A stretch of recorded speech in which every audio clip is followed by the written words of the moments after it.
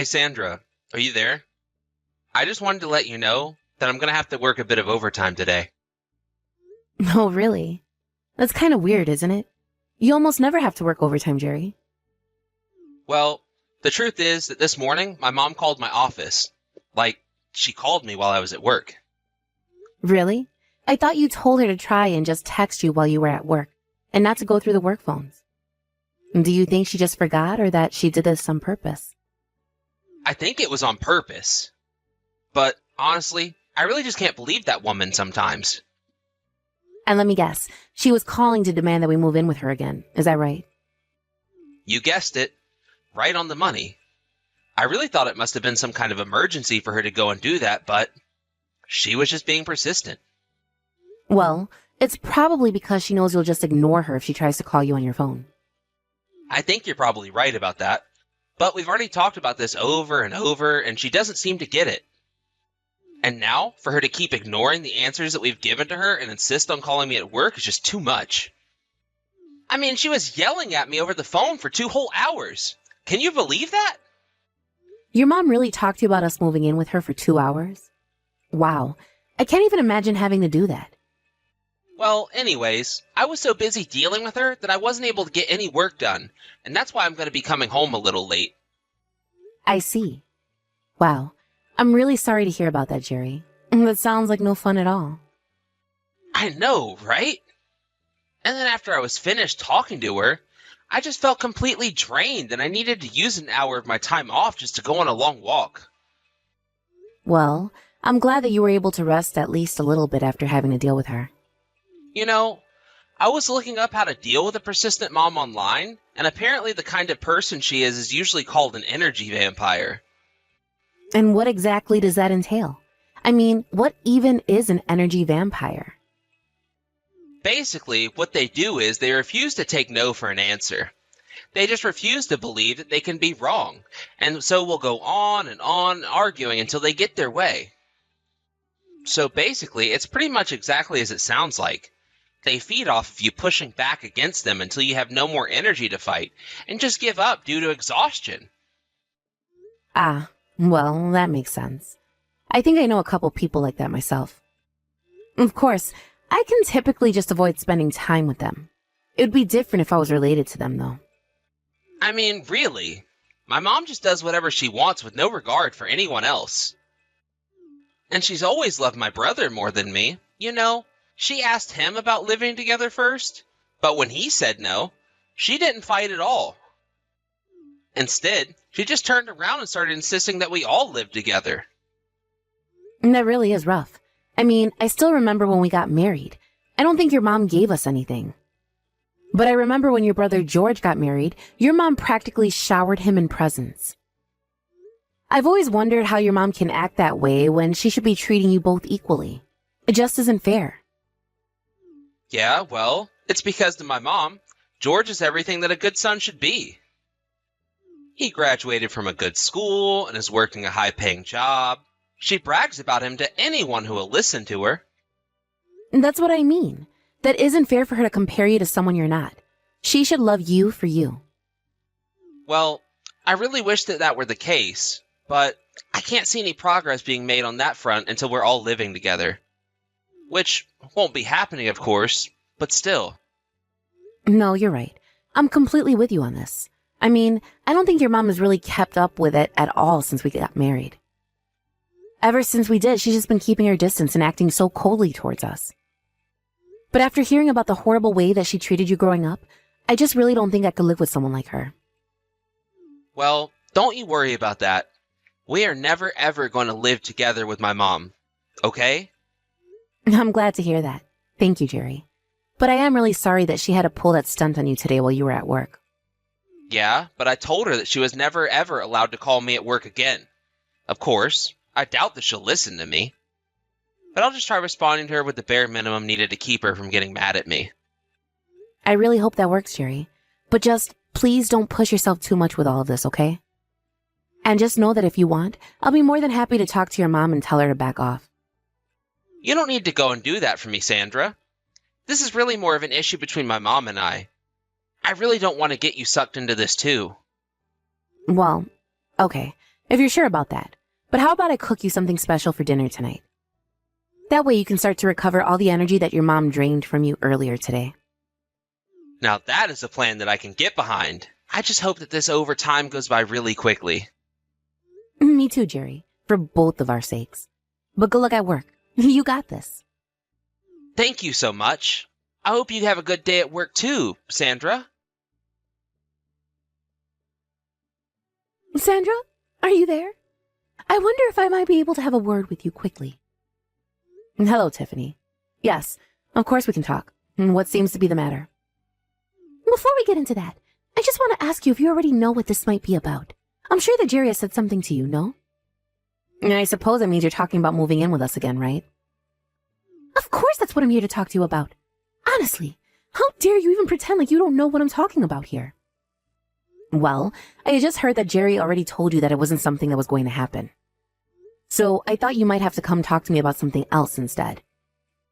Oh, I know what Jerry said to me, but this conversation is still so far from being over. Great. Well then, what is it that you'd like to talk about regarding that? Sandra, you need to tell my son that we're going to live together. Convince him for me. Sorry, you want me to convince Jerry to let you live with us? Am I getting that right? Of course! I mean, you two are probably thinking about having kids soon, right? Don't you think it would be a good idea to have someone like me at home then? You mean because both Jerry and I are going to continue working, you think you could be at home to take care of our children? Wait a second. You were thinking of working even after you have kids? Are you serious? That's absurd. I mean, I'm not going to back to work right away. I'll rest a bit. But yes, I was thinking of keeping my job. Isn't that what you were getting at anyways with your suggestion? Don't you feel bad for how your child is going to end up if you do that?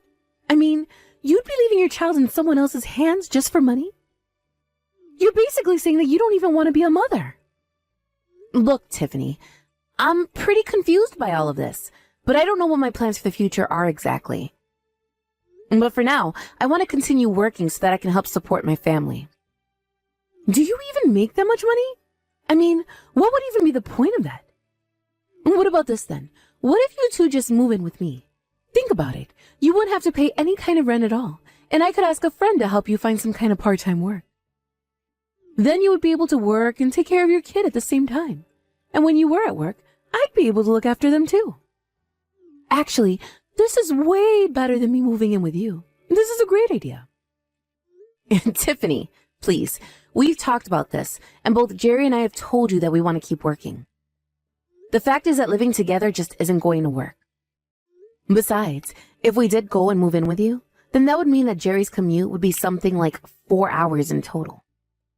You surely can't think that that's realistic to expect him to drive that much, right? Well, he would just quit his job when he comes here, of course. After all, didn't you know that I have some farmland out here? And besides, I need a son to take over the land so they can inherit it from me when I die.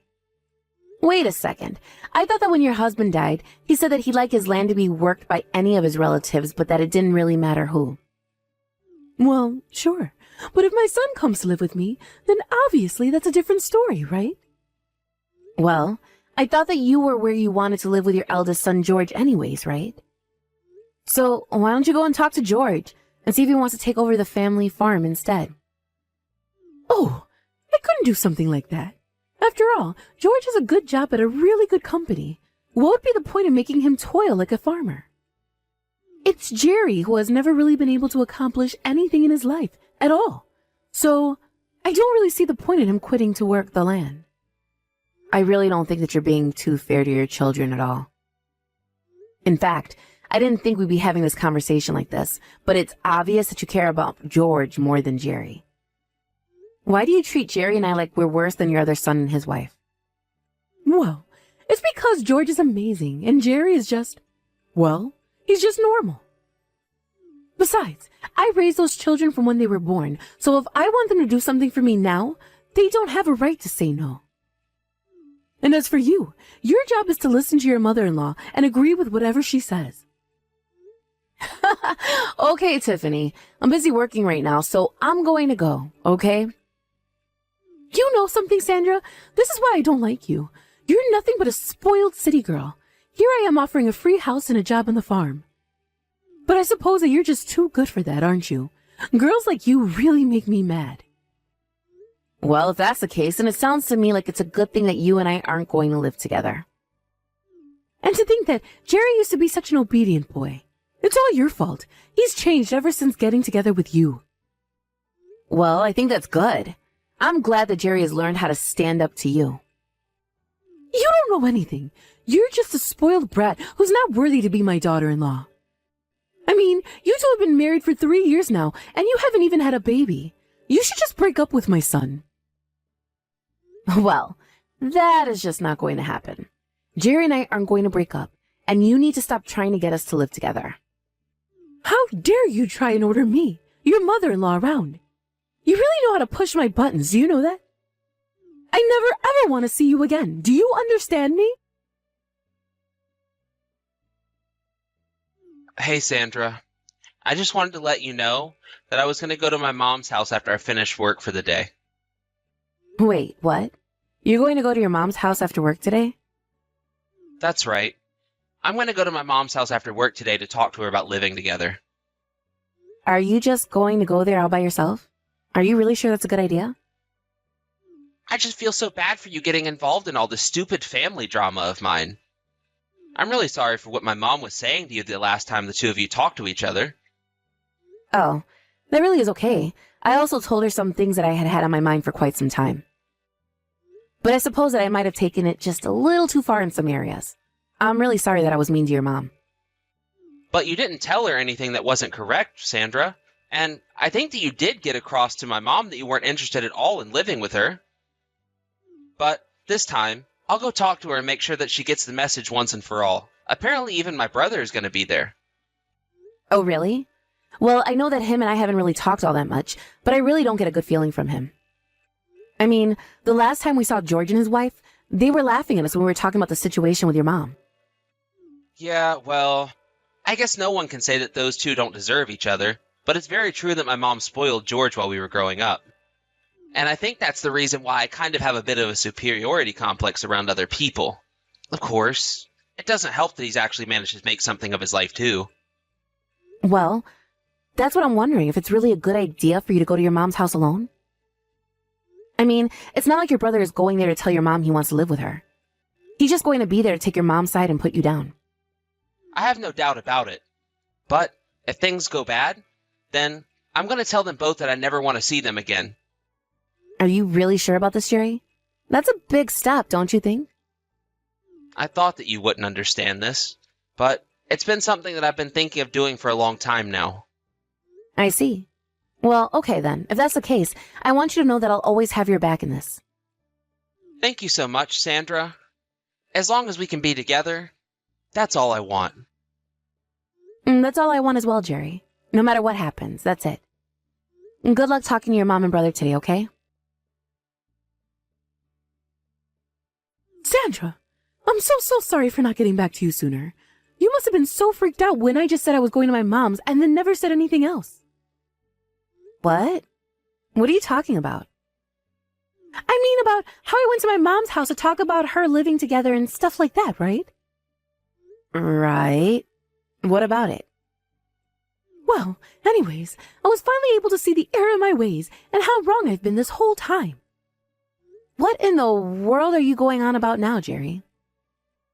I suppose I can't really blame you for being surprised about this, but I've really come to realize that family is the most important thing to me, and I can't turn my back on it. So that's why I'm not going to be going home, and I'll be wanting a divorce. I'll send the paperwork to you in the mail. Just sign it and send it to the courthouse for me, okay? No, seriously. Who even are you right now? My husband is sitting right here next to me. Sandra, what do you mean? It's me, Jerry. I'm the one messaging you right now. Wait a second. This is just Tiffany, isn't it? I really can't believe that you would do something like this. No, it's not. You have to believe me. It really is me. It really isn't, though. I am literally here with Jerry, who came back home a couple of days ago. He told me about how you took his phone from him and tried to lock him in your house to trap him. So there's only one person who would have access to Jerry's phone right now. It's you. Can you please just quit this dumb act already? We really don't mind going to the police and reporting what you've done. Wait a second. The police? You can't be serious about that, right? That's taking things way too far. Ha! I knew it. I knew it was you, Tiffany. No, you're wrong. Well, okay, you're not wrong. But I'm only trying to represent Jerry's best interest here. Oh, really? Then why don't you try telling me what Jerry came back home to me then? You don't understand. He already agreed that we would live together. You don't get to have a say in this at all. He is my son, and what I say goes. Maybe you might be able to speak up if you'd give me a kid already, but you haven't. Is that really what you dislike me so much? Because we haven't had any kids? It's the least you could do. I mean, Jerry's brother is amazing and talented and has a great job. Compared to him, Jerry has nothing going on for himself. He's completely average. And just what is so wrong with being average? But more than that, what has George and his wife ever actually done for you? Of course he has given you plenty to brag about to others, but aside from that, what has he really done? I mean, when your late husband was in the hospital, it was Jerry and I who pulled our money together to help you pay for his bills. Not only that, but even before that, when you two had that big anniversary, we were the ones who paid for the trip. You don't get it. George is the better son, and the proof of that is in the fact that he's too busy to work to do any of that. Well, if you think he's really all that great, then it sounds like he's the one you should be living with. It's clear that you only think of Jerry and I as tools at your disposal, and we're not going to stand for that. How can you tell me something like that when I raised my child ever since he was born? Have you ever told George that to try and get something out of him? Do you really think that doing the bare minimum that a mother should give you control over your children? You only ever talk to us when you need something, and even then, you have to do it in the rudest way possible. We would never ever live with someone like you. I mean, you harass your own son at work by keeping him on the phone for hours. If you don't leave my husband and I alone, we will call the police and I will sue you. So if that's what you want, then keep this up. You mean that you would really call the police and sue a member of your own family? I don't think that Jerry would stand for that one bit. Okay then, why don't you test that theory of yours then, huh? Because we've told you what's going to happen if you do. As of now, Jerry and I never want anything to do with you or the rest of your family again. You mean you're going to just try and cut me out of your lives? You can't do this to me. Jerry would never go along with this. Actually, it was Jerry's idea to do so. He told me that if you didn't listen to him when he went to talk to you, that's what he would do. But you took things way farther than just not listening to him, didn't you? You tried to imprison him in your own home. And you got Jerry's brother to help you do it too. Do you really think the police aren't going to do anything about this? Please, don't call the police. They don't need to know about any of this. We won't call the police or tell anyone about what you've done as long as you leave us alone. Sandra, you really have to understand something. I have raised my boys from birth. And sure, I said plenty of horrible things to Jerry, and I put him down his whole life. But it doesn't mean that I don't love him. And I suppose it's that same love that drove you to try and kidnap your own son, right? The fact is that Jerry and I have been there for you in every way that we were able to. And you only ever spit that kindness back in our faces. If you want to talk to us again, then I recommend finding a good lawyer first, because they're going to be the ones doing most of the talking. How can you do this to me? How can you try to take my own son, my own flesh and blood from me? Don't you know that I carried him inside me for 9 long months? And you made his life very difficult for several times that amount of time. You've had your chance to change, but now it's clear that you never will. As long as you stay away from us, we won't have any problems. After we threatened to sue Tiffany and George if they ever came near Jerry and I again, we never had another problem with either of them. We even made them sign notarized agreements that they would never contact us again. And we made sure to include a clause that if they ever broke their promise, that it would trigger a police complaint form to be filed with the local authorities. Inside that form would be explained how Tiffany and George kidnapped Jerry and locked him inside Tiffany's house. Unfortunately for Tiffany, George was able to escape when her neighbors heard her shouting for help from his room. We talked to some of them, and they agreed to serve as witnesses if we took Tiffany to court. It turns out that Tiffany already had a terrible reputation in the neighborhood for how mean she was. But with this little event, rumors about what she had done again began flying around her neighborhood without us having to do anything. Now I hear that hardly anyone even speaks to Tiffany anymore. Both Jerry and I were rather happy to hear about that turn of events, since we were worried that the truth about Tiffany might never come out. Of course, both of us wanted to report her to the police right away, but we figured that we could get more out of her this way than with the mere fine she might be made to pay by a court. And since Tiffany lost access to us, she began to pester her other son more and more for them to move in with her. One day, George even tried calling our phone to try and complain how it was all our fault that this was happening. But Jerry only needed to remind him of their contract for George to hang up immediately out of fear of being sued. Jerry and I had a really long laugh about that night that had happened. However, we realized that it was only a matter of time before the statute of limitations would render that contract useless. So Jerry and I agreed to pack up our bags and move to another state without telling any of his family. We talked to our companies and managed to find a location that had branches for both our offices, and were able to move there. Now we're happily living in a new home and enjoying out normal, ordinary lives with no crazy family members pestering us all the time. As for Tiffany and George, Jerry and I haven't heard from them since our move, and that is the way that we would like to keep things forever.